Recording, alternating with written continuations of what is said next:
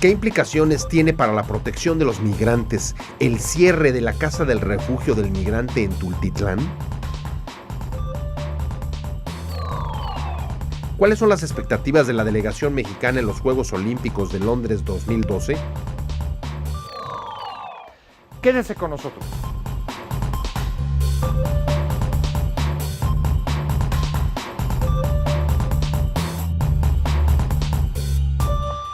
Buenas noches, usted y los asuntos que le interesan son parte de esta agenda. Los migrantes centroamericanos enfrentan cada vez más una posición en extremo vulnerable a su paso por México, a pesar de la advertencia reiterada sobre el peligro de secuestro o delitos que atentan contra su vida. El último revés para la protección de sus derechos más básicos es la creciente inseguridad y el acoso a los albergues en donde se refugian de la delincuencia organizada y también de las autoridades. Hace unos días cerró la Casa Refugio San Juan Diego en Tultitlán, ubicada en una parada clave del viaje que miles de centroamericanos sin papeles hacen en el tren conocido como La Bestia hacia Estados Unidos. Antes, el padre Alejandro Solalinde tuvo que abandonar su albergue Hermanos en el Camino en Ixtepec, Oaxaca, y salir del país durante 2 meses por amenazas a su vida. Los refugios chocan con los intereses del crimen, que tiene en los migrantes un jugoso negocio. El Estado no garantiza su seguridad y las comunidades tampoco los apoyan lo suficiente. ¿Cuál es la situación en la zona donde se ubicaba hasta hace unas semanas la Casa Refugio San Juan Diego en Tultitlán? Arlet Carreño nos habla de este tema en el siguiente reportaje.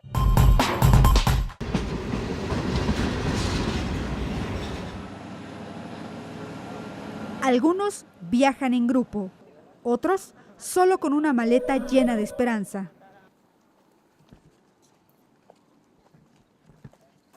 Pero todos los migrantes que pasan por nuestro territorio para llegar a Estados Unidos se enfrentan a situaciones similares. Son víctimas de la delincuencia, inclemencias del tiempo y desafían al tren que los lleva del sur al norte del país. Y también uno viene arriesgando la vida también, porque directamente yo en el periodo que venía, unos los trozó el tren, los mató. Y hemos venido aguantando hambre, desvelo. Conforme viene el tren uno se pone a la par, uno mira el aire, la velocidad que trae, si ve que trae mucho viento, uno a veces también mira lo que son las ruedas del tren, según se ve el movimiento de la rueda, uno sabe más o menos si puede correr a la par de él y poderse subir. ¿Cuál es el punto exacto donde debe correr? ¿Más o menos qué velocidad? A unos 25 kilómetros más o menos ahí, uno ya puede correr el riesgo de subirse.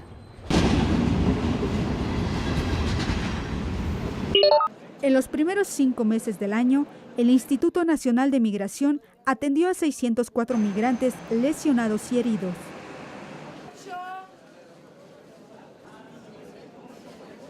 Quienes lograban llegar a Tultitlán, Estado de México, en la zona de lechería, encontraban en la Casa del Migrante San Juan Diego comida, alojamiento y facilidades para asearse. Así fue durante casi 3 años, hasta el pasado 9 de julio, cuando los vecinos cerraron simbólicamente el acceso. Si no les quieres dar una moneda, te andan golpeando, o sea, es un foco de infección porque es un basurero y un cochinero que dejan en toda la colonia. Lo único que queremos es evitar ya la cantidad de problemas que se han suscitado aquí, que han golpeado familias, ha habido violaciones, ha habido robos, hay robos permanentes.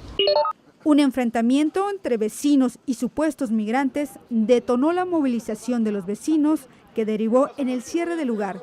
El sacerdote a cargo, Cristian Alexander Rojas, recibía hasta 170 migrantes al día.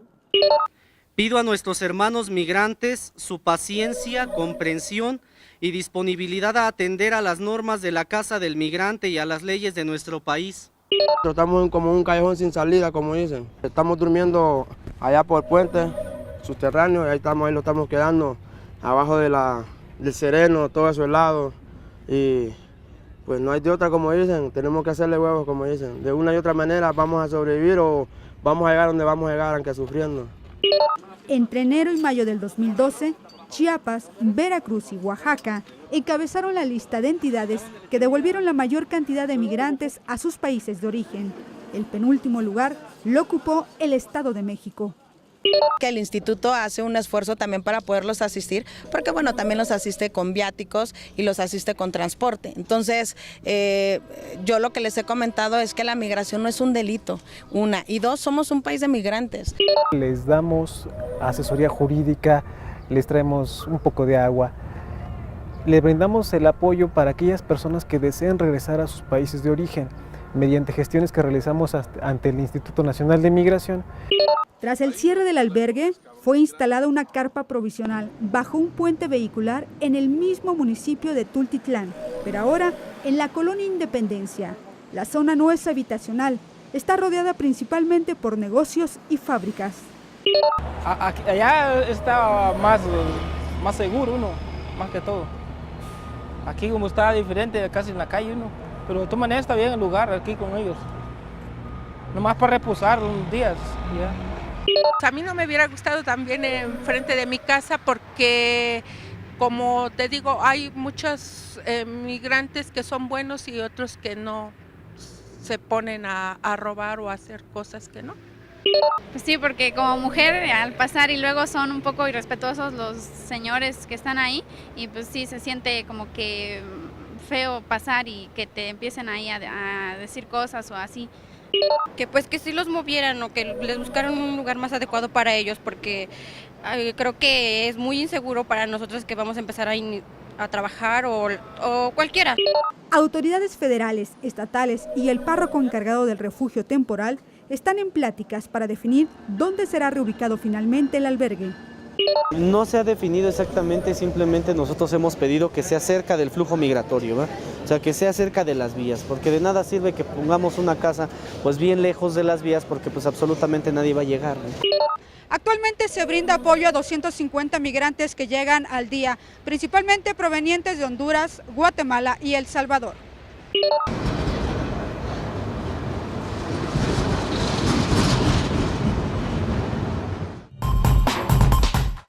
La ejecución de una nueva ley de migración, a la que aún falta el reglamento, tiene alcances limitados para inhibir el secuestro o atentados contra los derechos y la vida de los migrantes. Organizaciones civiles y de albergues han reprobado que las autoridades deleguen en ellos su responsabilidad de proteger a los migrantes sin garantizar al menos la seguridad de los refugios. Ante el cierre de la Casa del Migrante San Juan Diego, en Tultitlán, 22 grupos civiles de la frontera norte y 8 activistas enviaron una carta al gobernador del Estado de México, Erubiel Ávila, para demandar que no se criminalice a los migrantes. Le recordaron que en la gran mayoría de los casos son las víctimas y no los responsables de la inseguridad.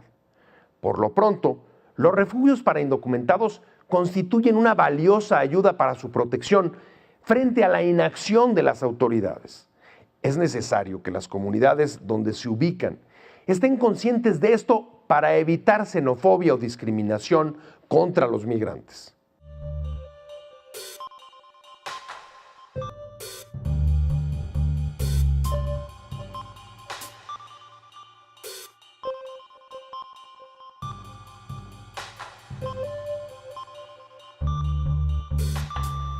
Llama mucho la atención lo que está pasando alrededor de los refugios para migrantes. En Tultitlán se cerró uno recientemente y está también el padre Solalinde, que tuvo que abandonar el suyo.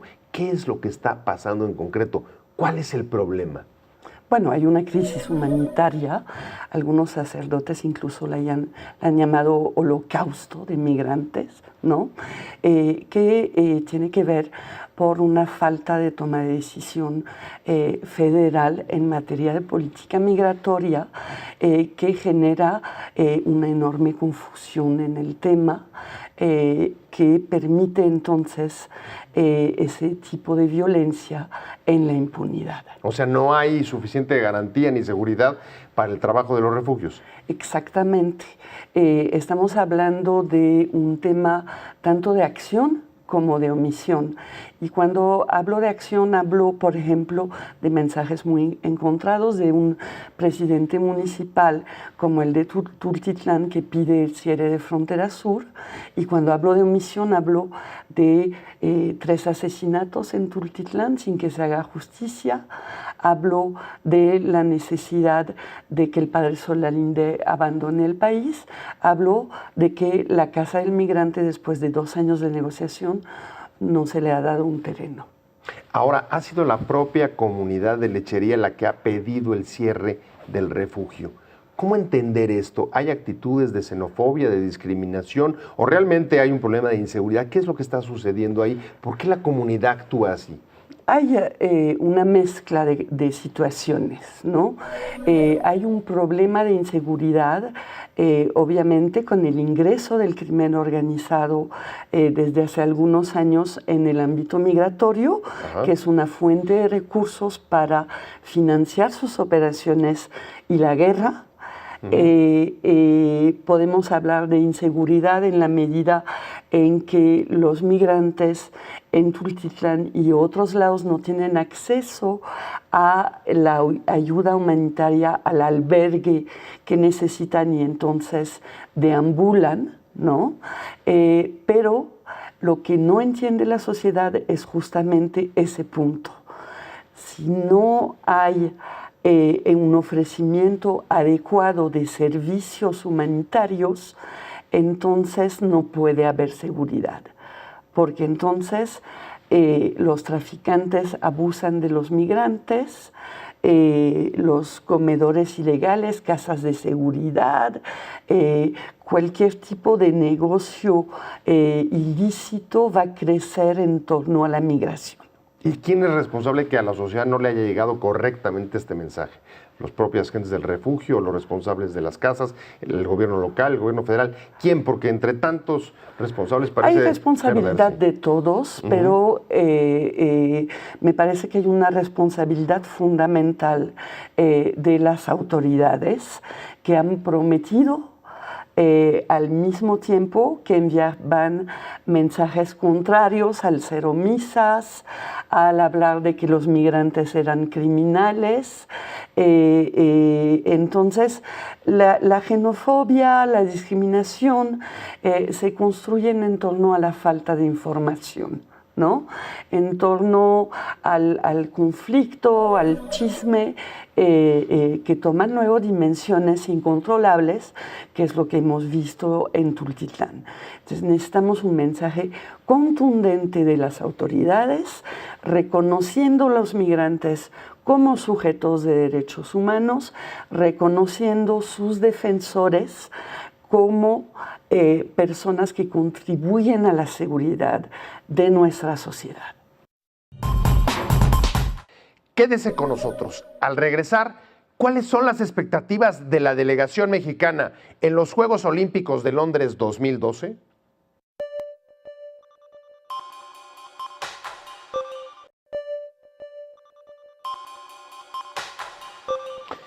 Los Juegos Olímpicos sirven a los países y a las ciudades, más allá de la competencia deportiva, como vitrinas para mostrar al mundo su capacidad de desarrollo o poder nacional a través del desempeño de sus atletas.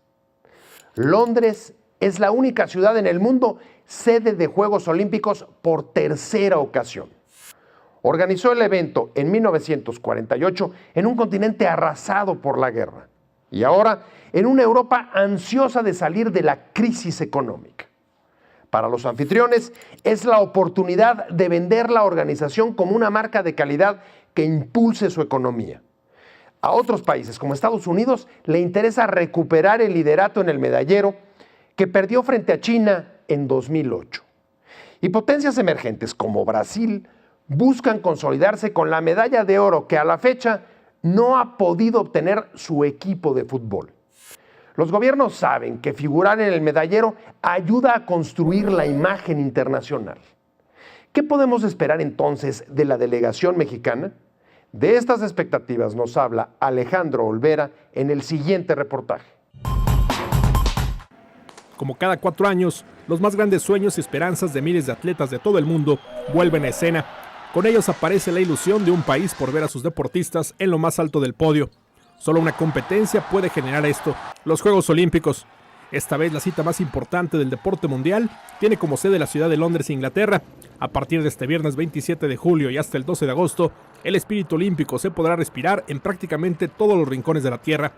Una delegación de 102 atletas compuesta por 64 hombres y 38 mujeres representará a México. Con ellos viaja la pasión de un público mexicano que sueña con venerar a nuevos héroes. No solamente por ser los mejores de México, sino por ser ya de los mejores del mundo, independientemente de los resultados que obtengan. Estoy seguro que van muy bien preparados y la jefatura que me ha tocado encabezar, pues no voy solo, ni ha sido trabajo únicamente mío, ha sido un trabajo en equipo, conjunto con personal del Comité Olímpico Mexicano y de la Comisión Nacional de Cultura Física y Deporte, que hemos hecho pues muy buena mancuerna y ha habido muy buen entendimiento y muy buena comunicación, muy buen apoyo de una y de otra instancia para hacer mi trabajo pues un poco más fácil y ciertamente en beneficio de todos los deportistas. Creo que hemos trabajado muy duro y estamos a la altura de la que están ellos y la que se merecen. Dentro de la delegación sobresale el equipo de clavados, una de las grandes esperanzas para conseguir medalla. Los clavadistas mexicanos, encabezados por Paola Espinosa, lograron 11 de las 12 plazas en disputa y competirán en 7 de las 8 pruebas del programa. Experiencia en campeonatos mundiales, panamericanos, centroamericanos y copas del mundo es parte de su bagaje. Además, se dan el lujo de presentar a las deportistas más jóvenes de la delegación. Con 15 años, Alejandra Orozco y Carolina Mendoza se presentarán por primera vez en unos Juegos Olímpicos. Creo que no debo por qué presionarme si realmente me voy a ganar a mí misma nada más, entonces creo que voy a hacer lo que sé hacer y a disfrutar la competencia y pues esperar el resultado que pues salga en los Juegos Olímpicos. El taekwondo nacional buscará seguir obteniendo metales. 4 taekwondoines estarán en Londres encabezados por María Espinosa, quien busca refrendar el título ganado en Beijing 2008. La presión no les afecta y la banderada mexicana acepta la responsabilidad de ser candidata para subir al podio. Pues yo pienso que sí, ¿no? Cada uno de nosotros creo que tenemos el propósito muy claro. Sabemos que hay mucha competencia en los Juegos Olímpicos, pero pues sabemos muy bien qué es lo que queremos. También es de destacar el equipo de tiro con arco que asistirá con equipo completo, quizá boxeo y como siempre queda un espacio para las sorpresas.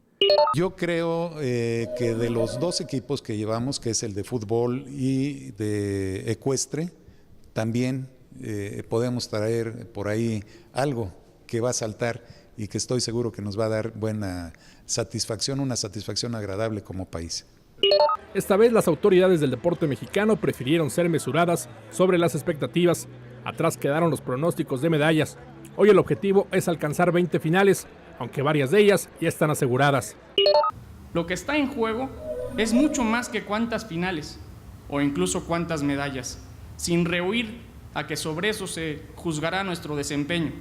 Pero honestamente eso es menos trascendente cuando lo que está en juego es la consolidación del éxito que ustedes han tenido y de la inercia que le han dado al deporte nacional. Por un lado, es momento de darle la puntilla final a lo poco que queda de quienes creían en el México perdedor por naturaleza y que siguen incrédulos ante la constancia y la consistencia de sus logros. Por otro lado, de manera muy relevante, es esa inercia a la que me refería. Hoy México en el deporte, y repito la frase de mi amigo, es capaz de mirar de frente al mundo seguro de sí mismo. Y esto es producto de que con sus triunfos han dejado constancia que México compitiendo hoy ya no es lo que era.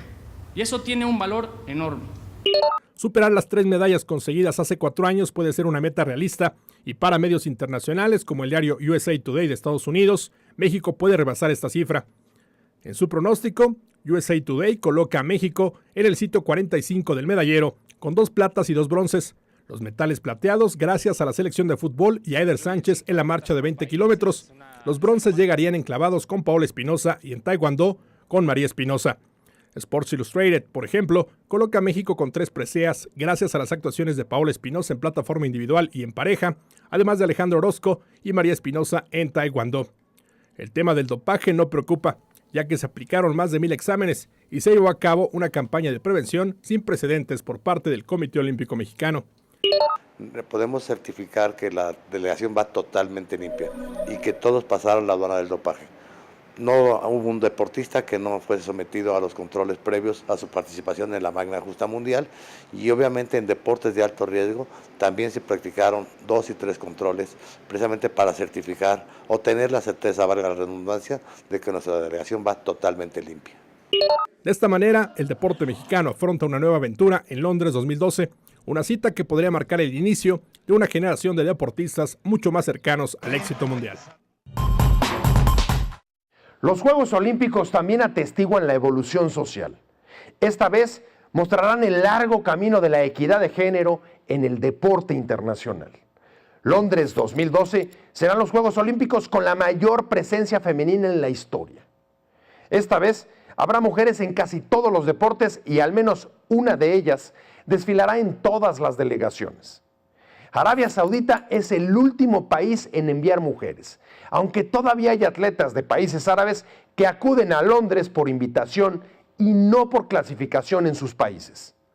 En la delegación mexicana, las mujeres son las cartas más fuertes para alcanzar una medalla. La abanderada nacional María Espinosa y la clavadista Paola Espinosa, así como el equipo femenil de tiro con arco, en quienes está puesta la mirada de todo el país.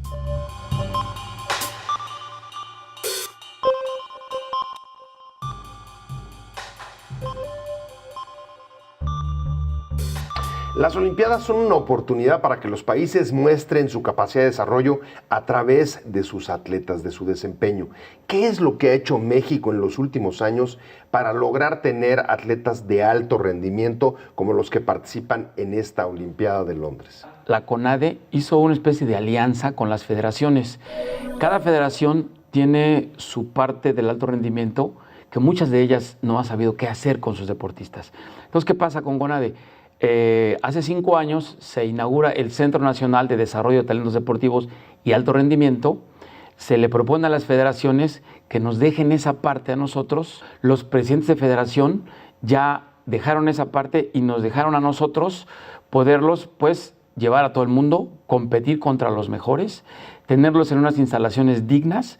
Es decir, cuando llegan a cualquier país del mundo no se sorprenden con nada, porque estamos al nivel del mundo. Ahí tenemos primaria, secundaria, bachillerato, tenemos un centro de investigación, tenemos también un centro médico de investigación y de evaluación morfofuncional y unos pabellones de entrenamiento impresionantes. Entonces creo que esa fue fundamental, esa medida. ¿Cuáles dirías, si tuvieras que sintetizarlo, las principales diferencias y los principales beneficios para el deporte nacional? Cambios de estrategias, acabar, digamos, con feudos dentro del deporte, mayor profesionalismo. ¿Cuáles son las diferencias que nos pueden permitir tener un mejor papel esta vez? Yo creo que cuidar la generación de los muchachos entre 14 y 18 años que trascienden ya los niveles nacionales en cuanto a competencia y los acercamos con los mejores del mundo. Eso fue algo impresionante, algo que nos dio mucho resultado. Esos muchachos tienen que competir contra los mejores del mundo, facilitarles su vida diaria y facilitarles la parte familiar y estudiantil que tanto le preocupa a los papás de los propios muchachos. ¿Cuáles son las expectativas que tenemos o podemos albergar de estas Olimpiadas en el cuadro de medallas? Mira, José, de 102 muchachos que van a Juegos Olímpicos, 24 son los que ya han ido a Juegos Olímpicos. Nosotros tenemos una estadística de que estaríamos muy contentos que de los 102, 20 de ellos estuvieran en las finales, es decir, que se convirtieran en los 10 mejores del mundo en estos Juegos Olímpicos. ¿Cuáles son nuestras cartas más fuertes, desde tu punto de vista, dentro de ese grupo? Mira, yo creo que todo un tema femenil. O sea, la mujer en México ha trascendido el deporte de manera exponencial. Pensábamos que era un movimiento o un fenómeno mundial, pero no, es un fenómeno nacional. Entonces, a la pregunta concreta, pues las dos Espinosas, tanto Paola como Rosario, una en clavados, la otra en taekwondo, son nuestras cartas fuertes. Pero también el equipo de tiro con arco femenil, tenemos muchas expectativas en que sea uno de los 3 mejores del mundo. Así, y me paso al lado de los jóvenes. Hay muchachos como Lino Montes, que es un muchacho del levantamiento de pesas, que antes de que acabe el mes de julio, esperemos que esté dentro de los primeros 3 del mundo. Hay un par de hermanos, dos muchachos Palma, los hermanos Palma, que nos sorprenden y son ya de las cartas fuertes en 20 kilómetros en marcha. Oscar Soto, de pentatlón moderno, que ya estuvo en Beijing, tuvo muy buenos resultados en Beijing, ha tenido buenos resultados en los campeonatos mundiales y ahora pues es la parte final de su preparación y de su vida deportiva. También tenemos expectativas en él.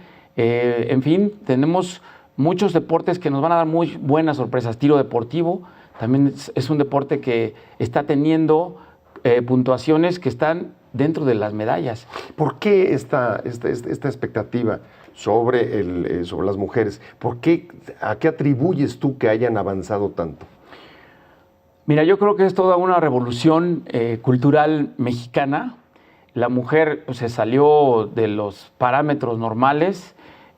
Por decirte un dato que me pareció muy interesante, en los tiempos de medio maratón en México, en los últimos 15 años, el hombre ha mejorado 2 minutos en México, el medio maratón, y la mujer ha mejorado 19 minutos de 15 años para acá. Entonces, ahí te das cuenta cómo la evolución ha sido exponencial. Entonces, por eso le tenemos tantas expectativas a la mujer, y como en los Juegos Olímpicos pasados, otra vez nos va a dar muy buenas satisfacciones.